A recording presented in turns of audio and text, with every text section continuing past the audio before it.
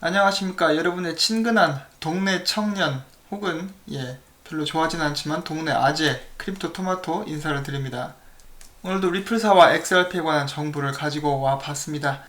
오늘 시장에는 하락세가 지속이 되고 있습니다. 비트코인이 얼마 전에 이제 크게 한번 떨구면서 모든 암호화폐들이 따라서 이렇게 하락을 경험하고 있는 그런 모습을 보시고 계십니다.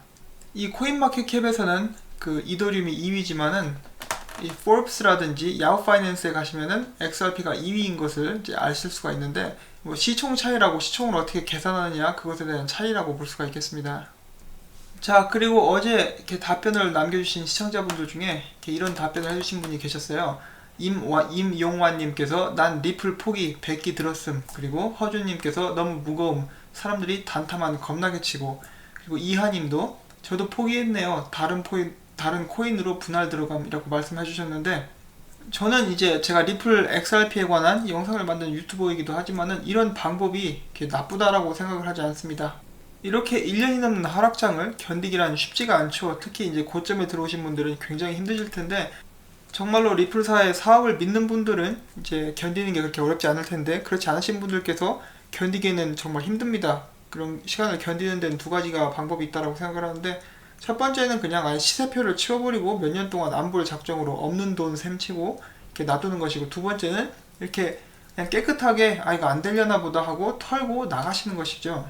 자, 이렇게 하시면 더 이상 XRP 그리고 리플로부터 스트레스를 받지 않아도 되겠죠. 본인 건강이 최고입니다. 이렇게 계속 괴롭고 마음 아프고 그러시면은 나중에 병나기 때문에 저는 오히려 이렇게 깔끔하게 탁 터시고 다른 쪽으로 이동을 하는 것이 좋다라고 이렇게 생각을 하고 있습니다. 이명환님, 허주님, 이하님, 부디 꼭 성투하시기를 바랍니다. 저는 여러분들이 잘 되셨으면 좋겠어요. 다른 코인들 타셔가지고 혹은 다른 투자처를 찾아가시고 손해난 금액들을 다 메꾸시고 더 나아가서 이제 더 많은 수익을 올리실 수 있기를 바랍니다. 그리고 제 영상을 시청해주셔서 정말 감사드립니다.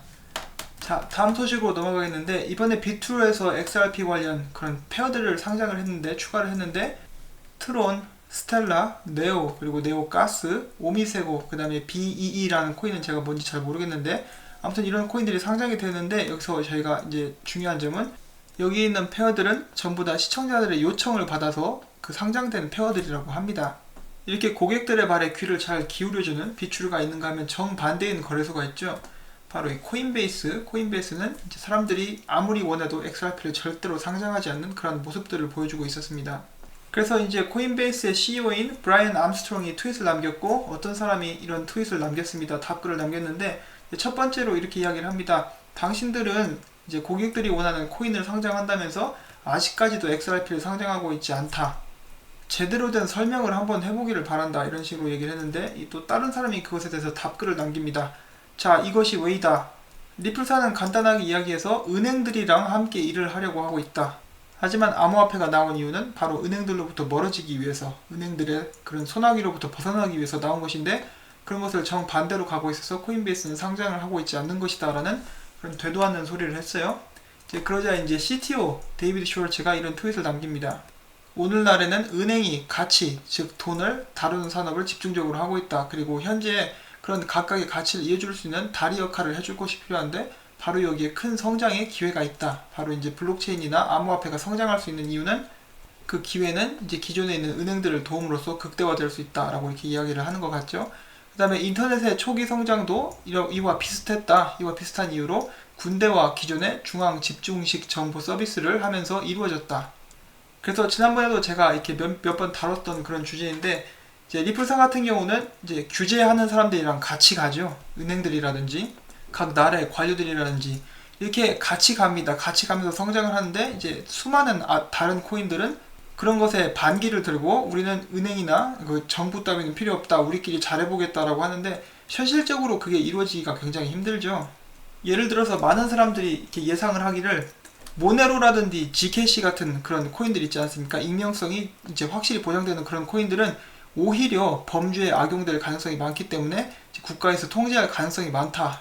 그리고 또 한 가지 아이러니한 그런 부분이 있죠. 정부라든지 은행으로부터 자유로워지고 싶다고 하면서 이제 대부분의 암호화폐 그런 거래하는 사람들은 SEC라든지 정부 기관의 규제라든지 혹은 이제 각 나라의 규제에 관한 그런 발전성을 기다리고 있죠. G2N이라고 하든지. 자유로워지고 싶다고 했지만은 결국 얽매여 있죠. 예, 아무튼 그런 모습을 볼 수가 있습니다. 그렇게 어설프게 저항하느니 차라리 리플사처럼 규제에 대한 팀까지 꾸려가지고 같이 합의를 하면서 성장할 그런 가능성을 찾아보는 것이 암호화폐의 대중화 그리고 블록체인 기술의 대중화에 더 기여하는 것이 아닌가, 그런 성장을 더 빠르게 이끌 수 있는 것이 아닌가 하고 이렇게 생각을 해봅니다. 자, 그 다음에는 또 다른 트위터 사용자가 예전에 CTO인 데이비드 숄츠가 만들었던 문서를 첨부를 했습니다. 이 빨간 박스 안에는 유동성에 관해서 설명이 되어 있고요. 왜 XRP의 가격이 올라가야 리플사의 사업이 성공할 수 있는지에 대해서 설명이 되어 있습니다. 잠깐 보도록 하겠는데, 이렇게 이야기를 하고 있습니다. 비트코인이 1불이었을 때는 당신은 비트코인으로 집을 사고 팔 수가 없었다. 하지만 지금은 할 수 있다. 금액이 큰 거래를 할 때는 큰 가치로 거래하는 것이 필요하다. XRP 가격이 올라갈수록 더 높은 손금액을 감당할 수 있다.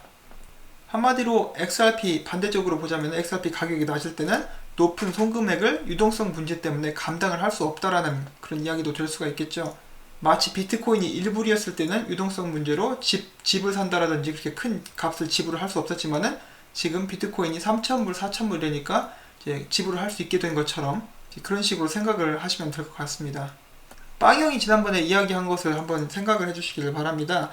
은행들이 XRP를 쓰면서 오는 가장 큰 장점 중에 하나는 실시간 유동성, 그렇기 때문에 노스트로 보스트로 어카운트를 사용할 필요가 없다. 거기에 묶여있는 자금들을 은행들은 이제 자유롭게 쓸 수가 있다라는 그런 장점을 말씀을 드렸었는데, 그 규모가 27조라고 하죠. 27조 달러가 묶여있는데, 그런 정도 큰 거래를 감당하려면은 XRP 가격이 반드시 올라가야만 합니다. 그래서 XRP 가격이 올라가는 것 역시 리플사의 로드맵 안에 있다는 것을 기억을 해주시기를 바랍니다. 그래서 사업이 잘 되면은 XRP 가격은 나중에 자연적으로 올라가게 될 것이다.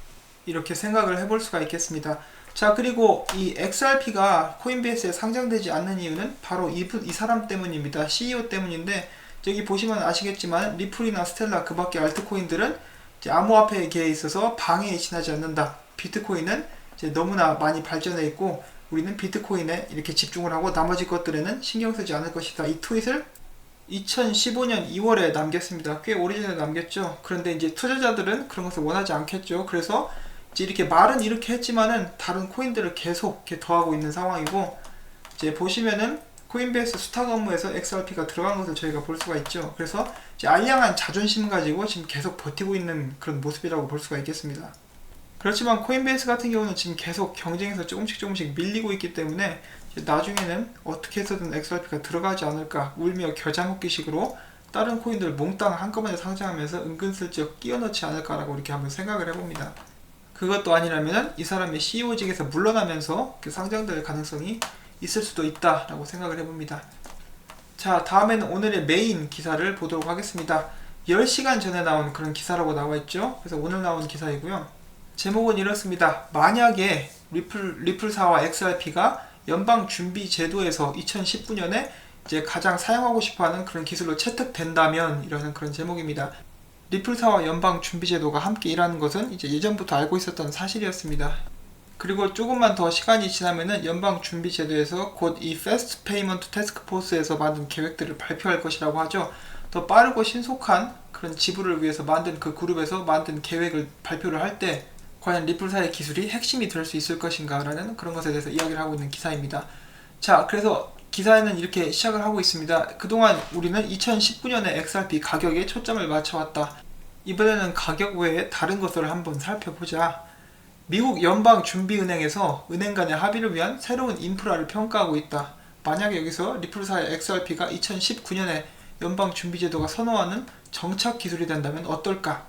연방준비제도에서 운영하는 Faster Payment Task Force에는 이제 리플사의 직원이 한 명 이제 대표를 두고 있는데 그의 이름은 라이언 자군이죠. 그래서 이 태스크포스에서는 미국 내에 지불을 하는 데 있어서 속도, 보안, 효율성, 국경 간 지급 및 업계 협업에 중점을 두고 있습니다. 이 태스크포스는 다수의 기업 및 은행 조직에서 제출된 제출 요청서를 발표를 했습니다. 그 중에는 리플사의 제안도 있었고, 리플사의 제안은 가장 까다로운 분야라고 할 수 있는 국제 결제 분야에서 좋은 평가를 받았습니다. 자, 첫 번째로 이 문서 제출을 요구한 것이 몇 년 전이었습니다. 제가 정확한 날짜는 기억이 안 나는데 몇 년 전이었어요. 그리고 최근 2개월 전에 2018년도 말에 미 연방준비위원회에서 다시 한번 이렇게 제출 요청을 했고, 여기에서 이제 이렇게 얘기를 하고 있습니다. 미국 연방준비제도이사회 총재회는 신속한 지불에 대한 실시간 은행 간 결제를 촉진함으로써 미국에서 공동으로 사용 가능하고 안전하며 효율적인 빠른 지불을 촉진하기 위해서 연방준비은행이 해야 할 일에 대한 조언을 구하고 있다. 그래서 우리가 무엇을 하면 좋겠는가 여러분들이 한번 이야기를 해달라고 이렇게 다시 한번 이렇게 조언을 요청을 구한 것이죠. 자, 그리고 이 부분에는 위원회가 특정 조치를 취하지는 않지만 잠재적인 조치에는 연방준비은행이 1년 365일 실시간 지불을 위한 인터뱅크 결제 서비스를 개발하는 것이 포함이 됩니다.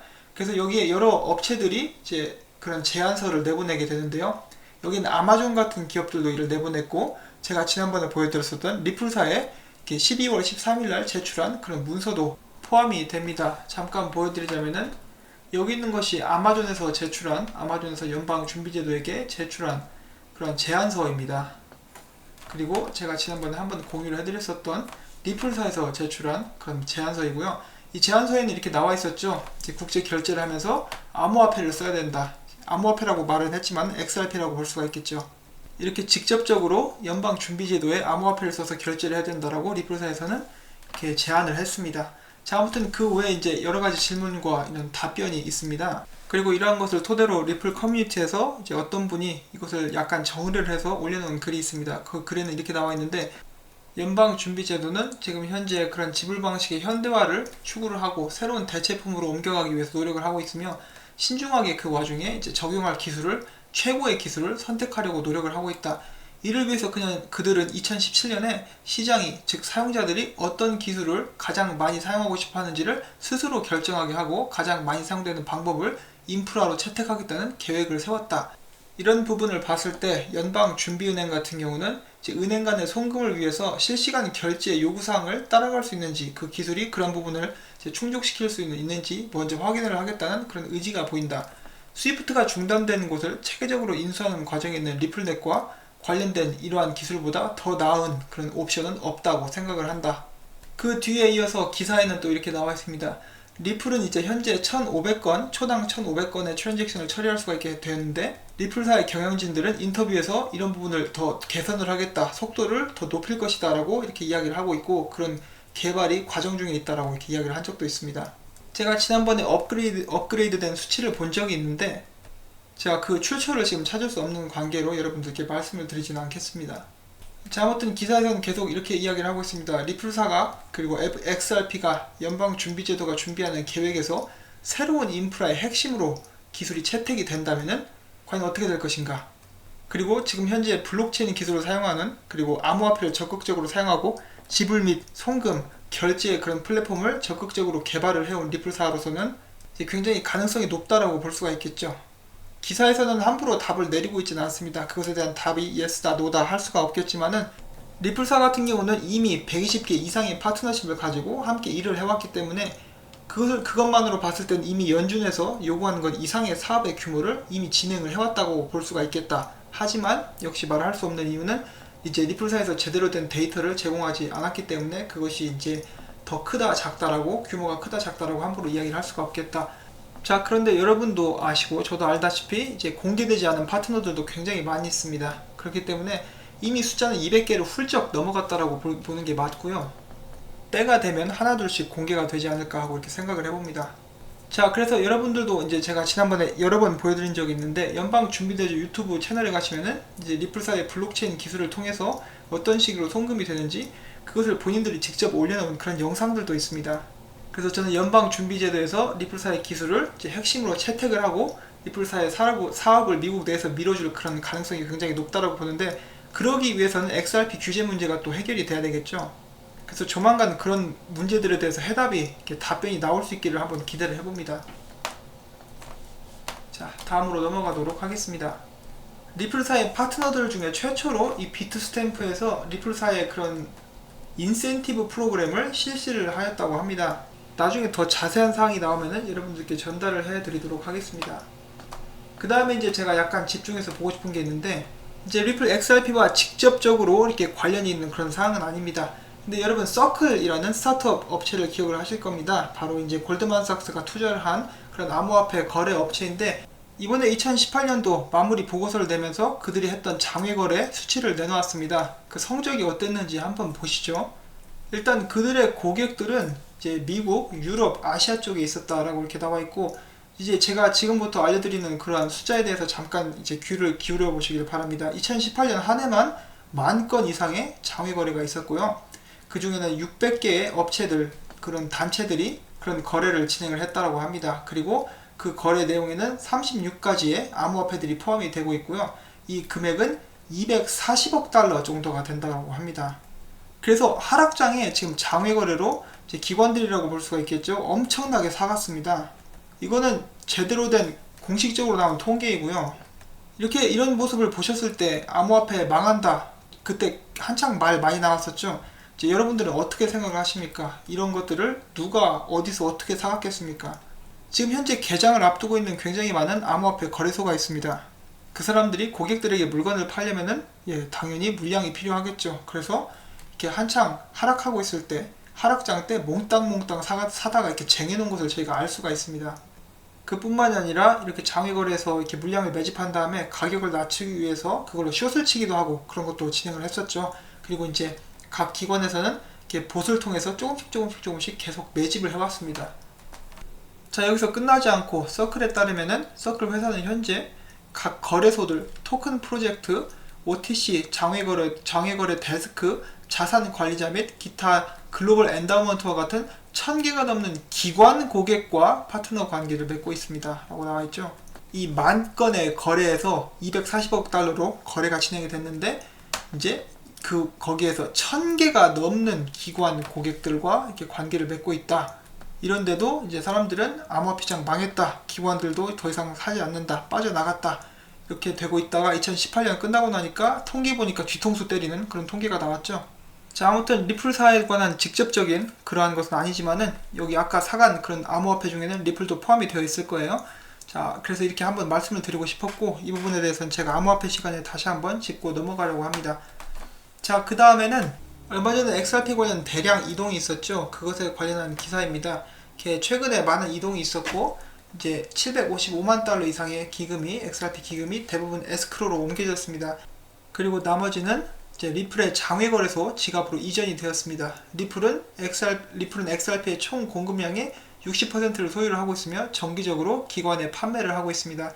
지난 며칠 동안 리플은 수백만 상당의 디지털 자산을 OTC 배포 지갑으로 계속 옮겨왔으며, 이는 회사가 깊은 관심을 가지고 조직 및 투자자들에게 XRP로 약 2,350만 달러를 판매할 준비를 하고 있음을 나타냅니다. 자, 여기서 제가 또 한 가지 이렇게 말씀을 드리고 싶은 점이 있는데, 지난번에 데이비드 슈월츠가 이렇게 이야기를 했습니다. 리플사에서 장외거래로 이렇게 물건들을 팔게 될 때는 일단 가격의 변동은 이제 똑같고요. 더 싸게 덤핑하거나 그런 것은 전혀 없다. 그리고 팔 때 파는 그런 그 구매처들을 확인을 하는데, 판매처들을 확인하는데, 이제 그들이 제대로 된 프로젝트나 제대로 된 관심을 가지고 XRP를 사는 사람들에게만 판매를 하고 있다고 합니다. 제가 이 말씀을 왜 드리냐면은, 많은 분들이 이제 이거 사다가 XRP 이제 숏으로 팔아치우려고 한다, 덤핑하려고 한다, 이렇게 말씀을 많이 하셔가지고 지난번에 리플사에서 이렇게 말했던 것을 여러분들께 한번 전달을 해드립니다. 저는 지금 이렇게 이동한 물량들이 새로운 프로젝트를 준비하는 데 쓰였으면 합니다. 예를 들어서 이 연방준비제도에서 이제 태스크포스에서 진행하는 계획의 그런 일환이 된다라든지, 그게 이제 가장 큰 호재가 될 수가 있다고 보고 있기 때문에, 그냥 사가는 것보다, 쟁여놓으려고 사가는 것보다 실제로 프로젝트를 사용하기 위해서 사가고 있기를 이렇게 바라봅니다. 자, 그리고 이제 제가 그동안 깜빡 잊고 있었던 그런 소식이 있었는데, 이제 소식은 지난번에 제가 전달을 해드렸어요. 이게 2018년 7월 24일 나온 기사입니다. 그때 어떤 기사가 나왔냐면은, 비자와 머니그램이 파트너십을 맺고 이제 국제송금 하겠다, 이런 기사가 한번 나온 적이 있었습니다. 그래서 제가 그때 이거 머니그램이 혹시 뒤통수 치는 건가? 리플사 뒤통수를 치는 건가? 라고 이렇게 생각을 해봤었는데, 이제 최근에 비자가 얼스포트를 인수를 해버렸죠. 그래서 저희가 한 가지 이제 기억을 해야 될 게, 이제 리플사의 파트너, 리플사의 기술을 채용하고 이제 그 사업체 내에서, 머니그램 내에서 엑스트래핏을 테스트할 것이라고 밝혔던 머니그램과 비자는 2018년 7월 24일부터 같이 일을 하게 되었었고요. 그리고 이제 올해 들어서 이제 리플사의 기술을 4년 동안 이제 적용을 시키고 써왔던 얼스포트를 비자가 다시 인수를 했다. 그래서 공통 분모가 생겨나게 되는 거죠. 이제 어떤 일이 진행이 되고 있는지, 내부적으로 어떤 일이 진행이 되고 있는지는 저희는 모르지만은 이런 것을 봤을 때 이 비자가 그냥 이렇게 맹목적으로 이런 일들을 진행을 하고 있는 것은 아니다라는 것을 추측을 해볼 수가 있겠죠. 이제 여기서 파트너십을 하면서 이제 머니그램에서 사용하고 있는 이제 리플사의 기술을 보고 감탄을 했을 수도 있고 인상 깊었을 수도 있고, 그것 때문에 마찬가지로 리플사의 기술을 4년 동안 채용해온 얼스포트를 인수했다라고 볼 수도 있겠습니다. 그때 제가 기억하는 바로는 2018년 11월부터 그 딜이 오고 갔다라고 하는데, 정말 이렇게 희망 회로를 돌려볼 수 있게 하는 그런 부분들이 많이 있습니다. 그렇지만은 제가 제대로 된 발표가 날 때까지는 이런 연관성이 있다라는 것만 생각을 하고 이제 마음에 두고 기다리면 될 것 같습니다. 그 다음에 어떤 분이 XRP 그 리플사 로고 모양으로 쿠키를 구웠어요. 그래서 제가 몇 개 훔쳐왔습니다. 그래서 시청자분들 이거 드시고 힘내시라고 이렇게 몇 개 가져와 봤습니다. 자, 영상을 마치기 전에 이제 제 시청자분 중에 한 분께서 또 찌라시에 관한 새로운 추측을 남겨주셨습니다. 바로 이 그림 있죠? 이제 곰탱이가 남겨놨던 이 새로운 그림. 이 그림은 사실 민방위 마크와 똑같다. 이 굉장한 발견이죠. 보시면은 거의 흡사합니다. 색깔도 이제 거의 똑같고, 이제 모습도 거의 똑같은데, 혹시 이거 대한민국과 관련이 있는 것은 아닌가? 예, 근데 좀 이제 받아들이기 힘들죠. 대한민국 지금 실정을 보면은 이제 전혀 관심이 없기 때문에 정말 굉장한 발견이라서 여러분들과 이렇게 한번 이렇게 나눠드리고 싶었지만 개인적으로 그렇게 연관성이 있는 것 같지는 않습니다.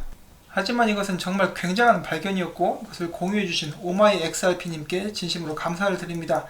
오늘 제가 전해드린 정보들이 여러분들께 이제 리플사의 사업 가능성에 대해서, 발전에 대해서 이제 다시 한번 기억할 수 있는 그런 계기가 되었으면 합니다. 제 영상이 도움이 되셨다면 구독과 좋아요, 그리고 광고 한 편만이라도 처음부터 끝까지 꼭 시청을 이렇게 부탁을 드리고 싶습니다. 여러분들 한 분 한 분이 봐주시는 광고 덕분에 제 채널이 유지가 되고 계속해서 제가 열심히 일을 할 수 있는 그런 힘이 됩니다.